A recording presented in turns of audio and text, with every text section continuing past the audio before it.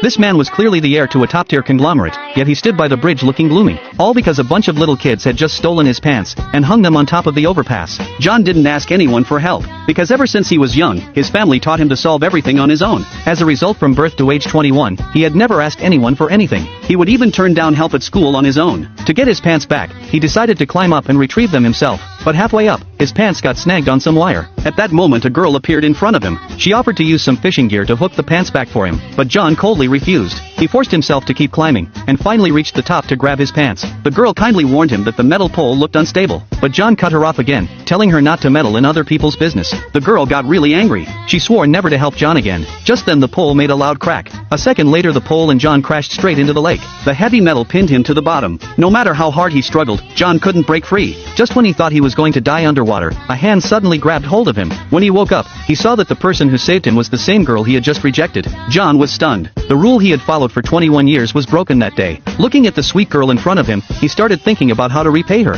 But the more he thought about it, the more he felt like he might end up giving her his whole life. Just as he was spiraling into that thought, the girl smiled and said, "I'll go home and get you a towel." John was about to refuse, until he realized that the girl's home was right under the overpass next door. In that instant, he knew exactly how he would repay her.